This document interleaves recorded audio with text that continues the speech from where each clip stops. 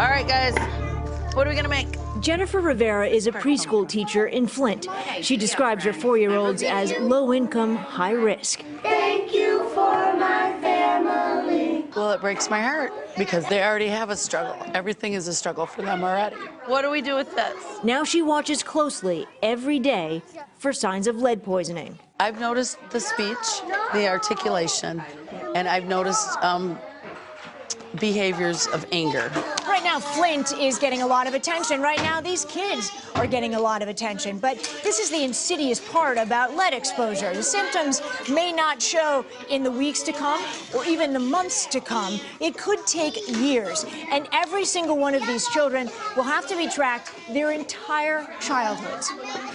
15 and 18. Education, good nutrition, a stable upbringing help lessen the effects of lead exposure.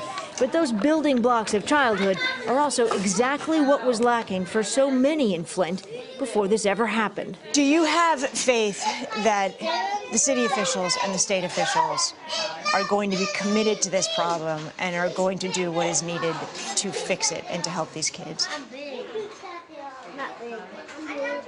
I do not at this time. That trust is gone, isn't it? Because they knew, in my opinion, and they let it happen.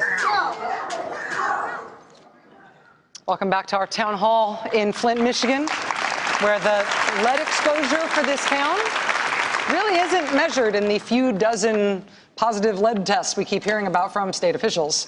The experts closest to this crisis say that the lead poisoning crisis here is actually measured in thousands of kids. Every kid in Flint who drank that water is now at some risk for long-term effects. But there are things that we can do as a community and as a nation to help these kids. And apparently, the faster we act, the better. Joining us now is Dr. Mona Hanna-Attisha, the pediatrician who helped expose the elevated blood lead levels in Flint's children.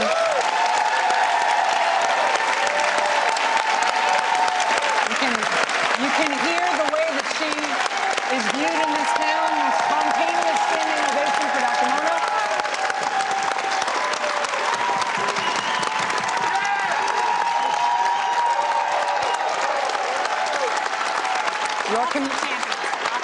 Your community appreciates you. lots of heroes. It took a village to save a village, so lots of heroes. Also want to bring in State Rep Sheldon Neely, who says that he warned Governor Snyder about the water crisis here in Flint a year ago.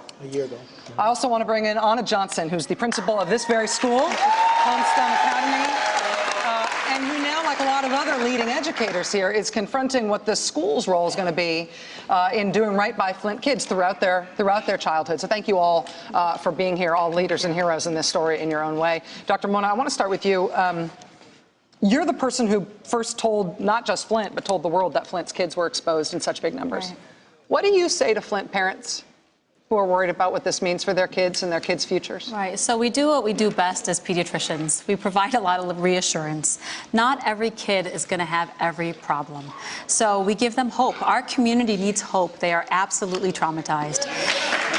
And there's things that we can do right now. I feel that we are in a state of emergency because if we don't act for these kids now, we will see those consequences in 10, 15, 20 years. So we need to provide stable, loving home environments. We need to provide great parenting skills. We need to tell them, love your kid, read to them, do everything that you would do for them for any kid who's at risk for developmental issues. Nutrition plays a tremendous role. We have no grocery stores in Flint. We have pre-existing poor access to nutrition. So we need to bolster these kids' nutrition because that helps their brain development. We need to get them to their medical home, which is their primary care doctor, because the sooner I pick up a delay in a kid, the sooner I refer them to services, the better their outcomes. So we need a whole child approach. We need to wrap these kids around with every single resource so that we don't see those consequences. And that is our goal. We want to flip this story. We want to turn lemons into lemonade and give these kids what they need already. Principal Johnson, the place that kids spend more time than anywhere other than with their families is at school. Yes. Let me ask you about the resources. that you've got now? I mean, how are Flint schools resourced right now? Do you have school nurses? Do you have good school nutrition programs already? Do you have stuff in place, or do you feel like your district really needs to be transformed in order to do what Dr. Mona is talking about? Say it. Currently, we need a lot of help. We are a cash-strapped district, but we have resilient people. Yes, we do. We have a lot of people working very hard with the resources that we have, but we know when we look at the number of students that we're servicing, it will fall short. And no one can tell us that our children aren't worth it. Are you fully staffed up in terms of school nurses, for example, in terms of special ed? We are not. We are blessed enough to have a health navigator that allows our parents to make connections with the community, but we do not have a school nurse. You do not have a school nurse? We do not. None of our schools do. Usually that responsibility falls on our secretaries. I give medications. We're trained to do certain things. Again, we make do with the staff that we have who are devoted to serving our children. Flint Community Schools do not have school nurses right now? We do not. We have one at our district level. One for all the schools? Yes, ma'am. Michigan ranks the absolute last in the nation in terms of the recommended ratio of students to school nurses. We are the last in the entire nation. So you're talking about a suite of things that need to be done for Flint kids that should be done for all kids everywhere, right? Absolutely. But Flint kids, because of what happened here, it especially needs to happen here, but it's especially not happening here already. Right, and on an emergent basis. It needs to happen now. Representative, you know about how the state feels about Flint, and you know what the state is capable of.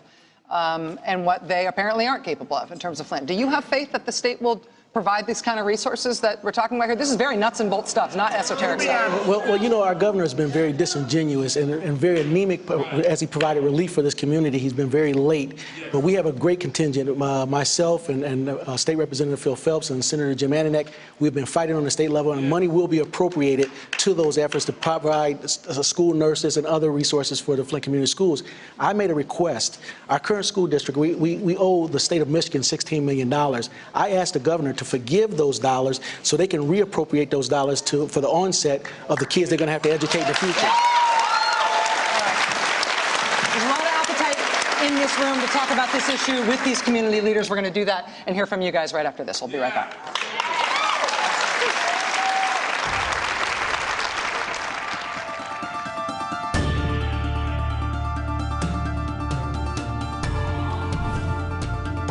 Hey YouTube fans, I'm Luke Russert. Thanks for checking out our MSNBC channel. Subscribe by clicking right here and click any of the videos over here to watch the latest breaking news, mini documentaries, conversations from Shift, and other digital exclusives. Check it out.